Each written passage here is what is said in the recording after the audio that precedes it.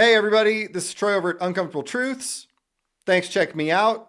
So it's another day and we have another instance of President Donald Trump, the coward and traitor who has completely betrayed America, doing the same thing. But guys, this time it really isn't working out for him because aside from some diehard, too far gone Trump loyalists, even Republicans and conservatives are seeing, hey, look, this isn't working out for us and your war with Iran isn't in America's interest. Because Donald Trump is not interested in helping Americans. Donald Trump works for Israel. And if that means America last, then that's what he's going to do. And it's not just me saying it, guys. We have people all over the right and on the left that are coming to terms with the fact that this isn't us against the left. This is us against the president. Because the president right now is dragging us into another meaningless war, and he's breaking all of his campaign promises. Because Donald Trump promised to be a peace candidate, and he is doing the complete opposite. And it's not just me saying it, guys. It is all over the right. And we're going to take a look at some of this interview from Saagar and Enjeti from Breaking Points, and also Tucker Carlson, because they laid this out really well. What have you learned since this war began?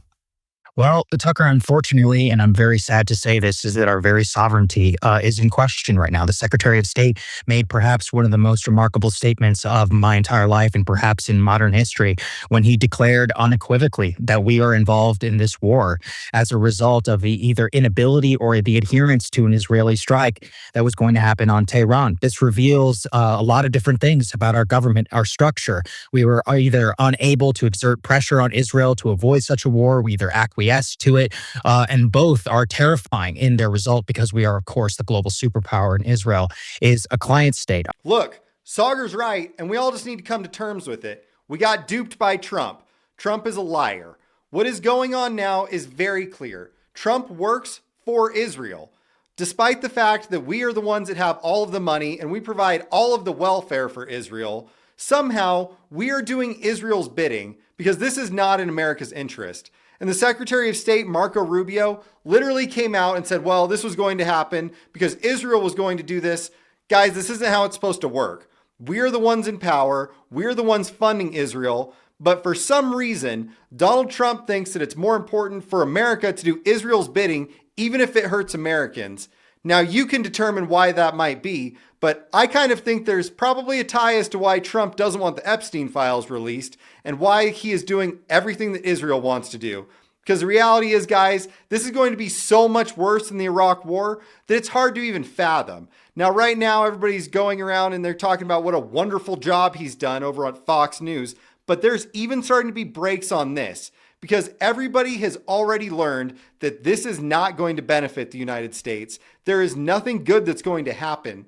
What we're going to see is a bunch of smaller countries leaving the United States and going to work with our adversaries because we are not trustworthy and Israel is an insane nation. They're not just going after Iran right now. Now they're also going after Lebanon. So this isn't going to end and we're already starting to see huge economic ramifications from this. Take a look. We can't take away the individual action of our commander in chief and of the people who are in power. And let's be honest here, Tucker, promises were made.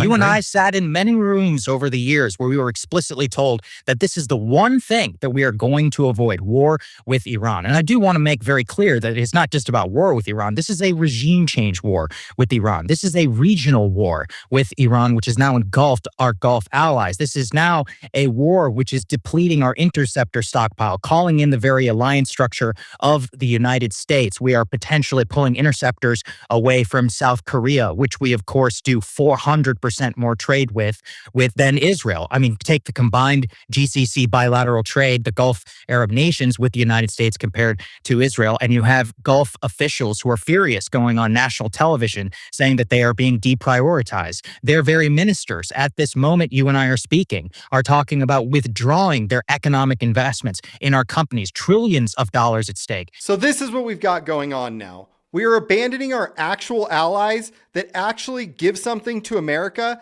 that actually reciprocate the relationship and take us seriously. We're abandoning those people. And instead of taking care of our actual friends, We're going to go ahead and do what's necessary for Israel, a country that doesn't help us at all, has almost no significant economic impact on the United States whatsoever, and there's no clear reason why. This is absolute madness, and the whole thing keeps getting worse. And you're already starting to see a bunch of Trump apologists say, well, it's not him. He's just got really bad advisors like Pete Hegseth. Well, guys, here's the reality. Trump appoints these people, just like in his last term where he appointed John Bolton. Trump picks these bad advisors, and then a bunch of people cry that they're getting bad advice to Trump. This is Trump's fault. The buck is supposed to stop with Donald Trump. And the fact is, the buck is stopping with Donald Trump. He's drawn his line in the sand. And that line is, America can fall as long as we do what's best for Israel. And it's everybody in his administration doing that. They're just opening their throat for two reasons. That is to go ahead and swallow whatever Israel is selling them, or to go ahead and spit it back out to the American people as if what they're doing is somehow in our best interest. It's not, guys. And it's the entire Trump administration that's doing this. Cannot let our individual leaders off the hook here. Secretary Hegseth recently made a statement at the Pentagon podium where he said and chastised the national media for not celebrating more of the, quote, wins that were happening in Iran and spending too much time on the dead American soldiers, trying to highlight that as if it's some sort of political prop. And part of the reason I'm here today and part of the reason I do my show every day is just to say it's not 2003. I will not be blackmailed, silenced, or told that we cannot mourn our dead, that we cannot support our troops without supporting the war. This is over. We are absolutely declaring an end to this. I think you thought, many others thought that this was an end whenever it came to the Trump election in 2024. And it is tragic, actually, to have to be able to sit here and talk to you about this situation today.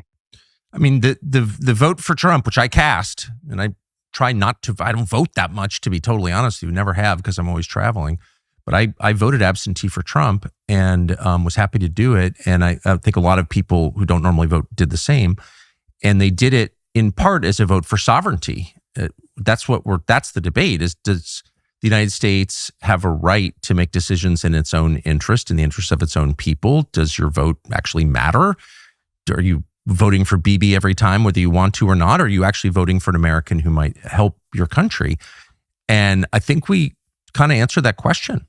Like, if Trump isn't going to save us from a system that kind of hates us, then what's the option? All right, so I feel a little bit for Tucker Carlson here, because like Tucker, I also thought that Donald Trump, for all of his flaws, at least we're not going to get into a bunch of pointless wars. At least we're not going to keep escalating for things.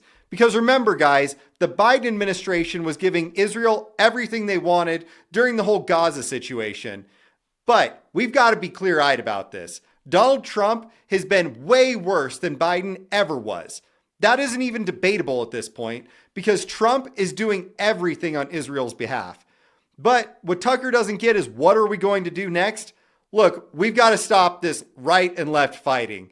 What we need to do at this point is admit we have got a complete monster as the president of the United States, and the right and the left need to get together, and we need to start fighting this guy, because he is doing nothing that is going to actually help Americans, and he is putting us in huge, huge danger.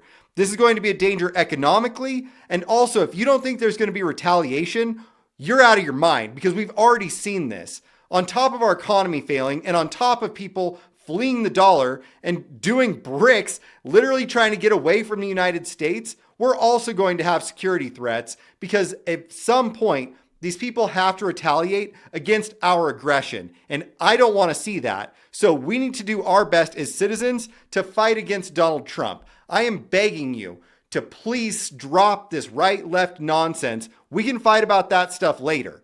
What we need to do right now is to get our immediate threat out of office, and that is Donald Trump. Because this is completely unacceptable, guys. And I know a lot of you in my audience, you're big Trump supporters, and I'm going to say flat out, it's time for you guys to stop supporting him. Because the reasons we supported him were for reasons like peace, economic prosperity, things like this. He's brought none of them. The only thing he's done is close the border. And if we're going to get into World War III to close the border, that's a bad trade. It was a mistake to vote for Trump. We were wrong. Now, if you can stand the uncomfortable truth, go ahead and hit like and subscribe. And I'll talk to you soon, everybody, because we're going to stay on top of this and we're going to hold Trump accountable. So take care, and I'll talk to you soon. See ya.